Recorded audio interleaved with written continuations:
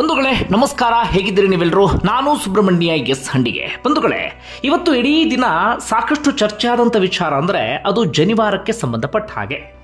CET ಪರೀಕ್ಷೆಯ ಸಂದರ್ಭದಲ್ಲಿ ಒಂದು ಕಡೆ ಜನಿವಾರವನ್ನು ಕಟ್ ಮಾಡಿ ಪರೀಕ್ಷೆ ಬರೆಯೋದಕ್ಕೆ ಅವಕಾಶವನ್ನು ಮಾಡಿಕೊಟ್ಟಿದ್ದಾರೆ. ಮತ್ತೊಂದು ಕಡೆ ಜನಿವಾರವನ್ನು ತೆಗೆಯೋದಕ್ಕೆ ಆತ ನಿರಾಕರಿಸಿದ ಎನ್ನುವ ಕಾರಣಕ್ಕಾಗಿ ಆತನಿಗೆ ಪರೀಕ್ಷೆಯನ್ನು ಬರೆಯೋದಕ್ಕೆ ಅವಕಾಶವನ್ನೇ ಮಾಡಿಕೊಟ್ಟಿಲ್ಲ. ಆ ವಿದ್ಯಾರ್ಥಿ ಪಟ್ಟು ಹಿಡಿದು ಕುಳಿತುಕೋತಾನೆ, ಇದು ನಮ್ಮ ಆಚರಣೆ, ನಮ್ಮ ಸಂಪ್ರದಾಯ ಸರ್, ನಾನು ಯಾಕೆ ಜನಿವಾರ ತೆಗಿಬೇಕು ಅಂತ. ಆತ ಅಷ್ಟನ್ನು ಹೇಳ್ತಾ ಇದ್ದ ಹಾಗೆ ಅಲ್ಲಿದ್ದಂಥ ಮೂರ್ಖ ಸಿಬ್ಬಂದಿ ಉಡಾಫಿಯ ಉತ್ತರವನ್ನು ಕೊಟ್ಟು ಆತನಿಗೆ ಪರೀಕ್ಷೆಯನ್ನು ಬರೆಯೋದಕ್ಕೆ ಅವಕಾಶವನ್ನೇ ಮಾಡಿಕೊಟ್ಟಿಲ್ಲ. ಆತನ ಭವಿಷ್ಯವೇ ಹಾಳಾಗುವ ರೀತಿಯಲ್ಲಿ ಆ ಸಿಬ್ಬಂದಿ ಇದೀಗ ಮಾಡಿಬಿಟ್ಟಿದ್ದಾರೆ. ಈ ವಿಚಾರ ಇಡೀ ರಾಜ್ಯಾದ್ಯಂತ ತೀರ ಚರ್ಚೆ ಆಗ್ತಾ ಇದೆ. ಹಾಗಾದರೆ ಏನೆಲ್ಲ ಬೆಳವಣಿಗೆ ಆಗ್ತಾ ಇದೆ, ಒಂದಷ್ಟು ವಿವರವನ್ನು ಗಮನಿಸ್ತಾ ಹೋಗೋಣ. ಬಂಧುಗಳೇ, ನಿಮ್ಮೆಲ್ಲರಿಗೂ ಕೂಡ ಗೊತ್ತಿರುವ ಹಾಗೆ ವಿವಿಧ ವೃತ್ತಿಪರ ಕೋರ್ಸ್ಗಳಿಗೆ ರಾಜ್ಯಾದ್ಯಂತ CET ಪರೀಕ್ಷೆ ನಡೀತಾ ಇದೆ. ಹೆಚ್ಚು ಕಡಿಮೆ 775 ಕೇಂದ್ರಗಳಲ್ಲಿ ನಡೀತಿರುವಂತಹ ಪರೀಕ್ಷೆ. 3 ಲಕ್ಷಕ್ಕೂ ಅಧಿಕ ವಿದ್ಯಾರ್ಥಿಗಳು CET ಪರೀಕ್ಷೆಯನ್ನು ಬರೆದಿದ್ದಾರೆ. ಆ 775 ಕೇಂದ್ರಗಳಲ್ಲಿ ಯಾವುದೇ ಕೇಂದ್ರದಲ್ಲೂ ಕೂಡ ಈ ರೀತಿಯಾದಂಥ ಸಮಸ್ಯೆ ಆಗಿಲ್ಲ. ಆದರೆ 2 ಪರೀಕ್ಷಾ ಕೇಂದ್ರಗಳಲ್ಲಿ ಇಂಥದ್ದೊಂದು ಸಮಸ್ಯೆ ಆಗಿದೆ. ಈ ರೀತಿಯಾದಂಥ ಸಮಸ್ಯೆ ಹೊಸದ ಅಲ್ಲ. ಈ CET ಪರೀಕ್ಷೆ ನಡೆಸುವಂಥ KEA ಇದೆಯಲ್ಲ, ಹಿಂದೆಯೂ ಕೂಡ ಒಂದಷ್ಟು ಎಡವಟ್ಟನ್ನು ಮಾಡಿತ್ತು. ಪ್ರಮುಖವಾಗಿ ಈ ಮಂಗಳ ಸೂತ್ರವನ್ನು ತೆಗೆಸಿದಂಥ ಉದಾಹರಣೆ ಇದೆ, ಅಂದರೆ ತಾಳಿಸರ. ಹಾಗೆ ಕಾಲುಂಗುರವನ್ನು ತೆಗೆಸಿದ ಉದಾಹರಣೆ ಇದೆ, ಮೂಗುತಿಯನ್ನು ತೆಗೆಸಿದಂಥ ಉದಾಹರಣೆಯೂ ಕೂಡ ಇದೆ. ಅದು ಹೇಗೆಲ್ಲ ಯೋಚನೆ ಮಾಡ್ತಾರೋ ಒಂದು ಅರ್ಥ ಆಗೋದಿಲ್ಲ. ಈ ಮೂಗುತಿಯನ್ನು ಹಾಕ್ಕೊಂಡು ಹೋದಾಗ ಅಥವಾ ತಾಳಿಸರವನ್ನು ಹಾಕ್ಕೊಂಡು ಹೋದಾಗ, ಕಾಲುಂಗ್ರವನ್ನು ಹಾಕ್ಕೊಂಡು ಹೋದಾಗ ಅಲ್ಲಿ ಏನು ಎಡವಟ್ಟಾಗುತ್ತೆ, ಏನು ಸಮಸ್ಯೆ ಆಗುತ್ತೆ ಒಂದು ಕೂಡ ಅರ್ಥ ಆಗೋದಿಲ್ಲ. ಬಿಡಿ, ಹಿಂದೆ ಇಂಥದ್ದೆಲ್ಲ ಆಗಿತ್ತು, ಆಗ ತೀವ್ರವಾದಂಥ ಆಕ್ರೋಶ ವ್ಯಕ್ತವಾಗಿತ್ತು. ಅದಾದ ಬಳಿಕ KEA ಸ್ವಲ್ಪ ಮಟ್ಟಿಗೆ ಎಚ್ಚೆತ್ತುಕೊಂಡಿತ್ತು, ತನ್ನದೇ ಆದಂಥ ಒಂದು ವಸ್ತ್ರ ಸಂಹಿತೆಯನ್ನು ರೂಪಿಸಿದೆ ಅಥವಾ ವಿದ್ಯಾರ್ಥಿಗಳಿಗೆ ವಸ್ತ್ರ ಸಂಹಿತೆಯನ್ನು ಕೊಟ್ಟಿದೆ. ನೀವು ಇಂತಿಂಥ ಡ್ರೆಸ್ಸನ್ನು ಈ ರೀತಿಯಾಗಿ ಪರೀಕ್ಷೆಯ ಸಂದರ್ಭದಲ್ಲಿ ಬರಬೇಕು ಎನ್ನುವ ರೀತಿಯಲ್ಲಿ. ಅದರ ಆಚೆಗೂ ಇದೀಗ ಜನಿವಾರಕ್ಕೆ ಸಂಬಂಧಪಟ್ಟ ಹಾಗೆ ಎಡವಟ್ಟನ್ನು ಮಾಡಲಾಗಿದೆ. ಒಂದು ಶಿವಮೊಗ್ಗ ಆದಿಚುಂಚನಗಿರಿ ಕಾಲೇಜು CET ಕೇಂದ್ರದಲ್ಲಿ ತೀರ್ಥಹಳ್ಳಿಯ ಅಭಿಜ್ಞಾ ಎನ್ನುವಂಥ ವಿದ್ಯಾರ್ಥಿಗೆ ಇಂಥದ್ದೊಂದು ಸಮಸ್ಯೆ ಆಯಿತು. ಏನಾಯಿತು ಅಂದರೆ, ಜನಿವಾರವನ್ನು ಹಾಕ್ಕೊಂಡು ಬಂದ ಸಂದರ್ಭದಲ್ಲಿ, ಹಾಗೆ ಕೈಗೆ ಕಾಶಿ ದಾರವನ್ನು ಹಾಕ್ಕೊಂಡು ಬಂದ ಸಂದರ್ಭದಲ್ಲಿ ಅದನ್ನು ತೆಗಿಲೇಬೇಕು ಅಂತೇಳಿ ಪಟ್ಟು ಹಿಡಿದು ಕುಳಿತುಕೋತಾರೆ ಸಿಬ್ಬಂದಿ. ಕೊನೆಗೆ ಬೇರೆ ದಾರಿ ಇಲ್ಲದೆ ಪರೀಕ್ಷೆಯನ್ನು ಬರೀಲೇಬೇಕು ಎನ್ನುವಂಥ ಕಾರಣಕ್ಕಾಗಿ ಆ ವಿದ್ಯಾರ್ಥಿ ಜನಿವಾರವನ್ನು ಕಟ್ ಮಾಡಿ ಹಾಗೆ ಆ ದಾರವನ್ನು ಕೂಡ ಕಟ್ ಮಾಡಿ ಕೊನೆಗೆ ಪರೀಕ್ಷೆಯನ್ನು ಬರೆದಿದ್ದಾರೆ. ಅಲ್ಲಿ ಇಂಥದ್ದೊಂದು ಸಮಸ್ಯೆಯನ್ನು ತಂದು ಆ ವಿದ್ಯಾರ್ಥಿಯ ಮಾನಸಿಕವಾದಂಥ ನೆಮ್ಮದಿಯನ್ನು ಕಿತ್ಕೊಳ್ಳುವಂಥ ಕೆಲಸವನ್ನು ಅಲ್ಲಿ ಸಿಬ್ಬಂದಿ ಮಾಡಿದ್ದಾರೆ. ಜೊತೆಗೆ ಆತನ ಧಾರ್ಮಿಕ ಭಾವನೆಗೆ ಖಂಡಿತವಾಗಿಯೂ ಧಕ್ಕೆ ಆಗಿದೆ. ಅದರಲ್ಲಿ ಯಾವುದೇ ಅನುಮಾನವೂ ಕೂಡ ಇಲ್ಲ. ನಿಮ್ಮೆಲ್ಲರಿಗೂ ಕೂಡ ಗೊತ್ತಿರುವ ಹಾಗೆ ಬಂಧುಗಳೇ, ನಮ್ಮದು ಜಾತ್ಯತೀತ ರಾಷ್ಟ್ರ, ವಿವಿಧತೆಯಲ್ಲಿ ಏಕತೆಯನ್ನು ಹೊಂದಿರುವಂಥ ರಾಷ್ಟ್ರ. ವಿವಿಧ ಜಾತಿ, ವಿವಿಧ ಧರ್ಮ, ವಿವಿಧ ಸಂಸ್ಕೃತಿ ಎಲ್ಲವೂ ಕೂಡ ಇದೆ. ಆಯಾ ಜಾತಿ, ಆಯಾ ಧರ್ಮದಲ್ಲಿ ಅವರದ್ದೇ ಆದಂಥ ಆಚರಣೆ, ಸಂಪ್ರದಾಯ, ಸಂಸ್ಕೃತಿ ಎಲ್ಲವೂ ಕೂಡ ಇರುತ್ತೆ. ಒಂದಷ್ಟು ಮಂದಿ ತೀರಾ ಗಂಭೀರವಾಗಿ ಅದನ್ನು ತೆಗೆದುಕೊಳ್ಳದೆ ಇದ್ದರೆ, ಇನ್ನೊಂದಷ್ಟು ಮಂದಿ ಅದನ್ನು ತೀರಾ ಸೀರಿಯಸ್ ಆಗಿ ತೆಗೆದುಕೊಂಡಿರ್ತಾರೆ ಅಥವಾ ತುಂಬ ಗಂಭೀರವಾಗಿ ಅದನ್ನು ಪಾಲನೆ ಮಾಡ್ತಿರ್ತಾರೆ. ಅಂಥವರಿಗೇನಾದರೂ ಈ ರೀತಿಯಾಗಿ ಸಮಸ್ಯೆಯನ್ನು ತಂದೊಡ್ಡಿದಾಗ ಸಹಜವಾಗಿ ಅವರ ಧಾರ್ಮಿಕ ಭಾವನೆಗೆ ಧಕ್ಕೆ ಆಗತ್ತೆ.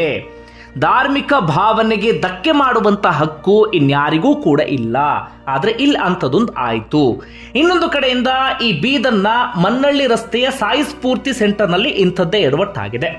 ಅಲ್ಲೂ ಕೂಡ ಸುಚರಿತ್ ಎನ್ನುವಂತಹ ವಿದ್ಯಾರ್ಥಿ ಜನಿವಾರವನ್ನು ಧರಿಸಿಕೊಂಡು ಹೋದಂಥ ಸಂದರ್ಭದಲ್ಲಿ ಆತ ಈಗಾಗಲೇ ಫಿಸಿಕ್ಸ್ ಪರೀಕ್ಷೆಯನ್ನು ಬರೆದಿದ್ದ, ಕೆಮಿಸ್ಟ್ರಿಯನ್ನು ಬರೆದಿದ್ದ, ಆಗ ಸಮಸ್ಯೆ ಆಗಿಲ್ಲ. ಜೊತೆಗೆ ಅದೇ ದಿನ ಆತ ಬಯಾಲಜಿಯನ್ನು ಕೂಡ ಬರೆದಿದ್ದಾನೆ.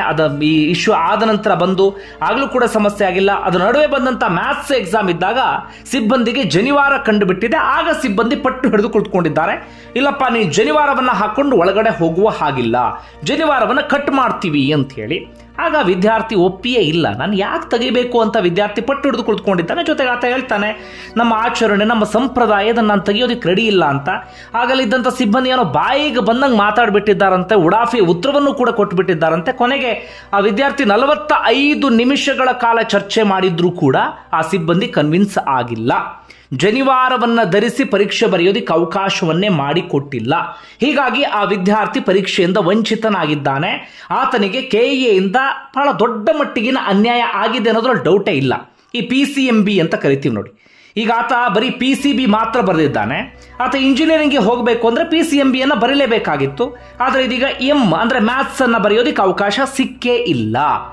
ಈ ಜನಿವಾರದ ಕಾರಣಕ್ಕಾಗಿ ಅಥವಾ ಜನಿವಾರ ಹಾಕೊಂಡು ಹೋಗಬಾರ್ದು ಅಂತ ಸಿಬ್ಬಂದಿ ಪಟ್ಟು ಹಿಡಿದು ಕುಳಿತುಕೊಂಡ ಕಾರಣಕ್ಕಾಗಿ ಆತ ಇದೀಗ ಪರೀಕ್ಷೆಯಿಂದಲೇ ವಂಚಿತನಾಗುವಂಥ ಪರಿಸ್ಥಿತಿ ಎದುರಾಗಿದೆ. ಇಷ್ಟೆಲ್ಲ ಆದಮೇಲೆ ರಾಜ್ಯಾದ್ಯಂತ ತೀವ್ರವಾದಂಥ ಆಕ್ರೋಶ ವ್ಯಕ್ತವಾಯಿತು. ಒಂದಷ್ಟು ಚರ್ಚೆಯೂ ಕೂಡ ನಡೀತಾ ಇದೆ ಈ ವಿಚಾರಕ್ಕೆ ಸಂಬಂಧಪಟ್ಟ ಹಾಗೆ. ಕೊನೆಯದಾಗಿ ಸಚಿವರು ಕೂಡ ಕೆಲವು ಮಂದಿ ಬಾಯ್ಬಿಟ್ರು. ಬೇರೆ ಬೇರೆ ವಿಚಾರದಲ್ಲಿ ಎಲ್ಲರೂ ಕೂಡ ಬಾಯಿ ಬಿಡ್ಕೊಳ್ತಿದ್ರು. ಆದರೆ ಈ ವಿಚಾರದಲ್ಲಿ ಕೆಲವು ಮಂದಿ ರಾಜಕಾರಣಿಗಳು ಅಥವಾ ಸರ್ಕಾರದ ಭಾಗವಾಗಿರುವಂಥ ಸಚಿವರು ಮಾತಾಡಿದ್ರು. ನಾವು ಸಿಬ್ಬಂದಿ ವಿರುದ್ಧ ಕ್ರಮ ತಗೊಳ್ತೀವಿ, ಹಾಗೆ ಮಾಡ್ತೀವಿ, ಹೀಗೆ ಮಾಡ್ತೀವಿ ಅಂತ ಹೇಳಿದ್ರು. ಕೇವಲ ಭರವಸೆಯನ್ನು ಕೊಟ್ಟರೆ ಸಾಲದು. ಇಂತಹ ಅತಿರೇಕದ ವರ್ತನೆಯನ್ನು ತೋರುವಂಥ ಸಿಬ್ಬಂದಿ ವಿರುದ್ಧ ಕ್ರಮ ತೆಗೆದುಕೊಳ್ಳಲೇಬೇಕಾಗತ್ತೆ. ಇದು ಅತಿರೇಕದ ವರ್ತನೆ ಅಲ್ಲದೆ ಇನ್ನು ಯಾವುದೂ ಕೂಡ ಆಗಿರೋದಕ್ಕೆ ಸಾಧ್ಯವೇ ಇಲ್ಲ. ಹೀಗಾಗಿ ಅಂತಹ ಅಧಿಕಾರಿಗಳ ವಿರುದ್ಧ ಕ್ರಮ ತೆಗೆದುಕೊಳ್ಳಲೇಬೇಕಾಗತ್ತೆ. ಹಾಗೆ ಆ ವಿದ್ಯಾರ್ಥಿಗೂ ಕೂಡ ಪರೀಕ್ಷೆಯನ್ನು ಬರೆಯೋದಕ್ಕೆ ಅವಕಾಶವನ್ನು ಮಾಡಿಕೊಡಲೇಬೇಕು.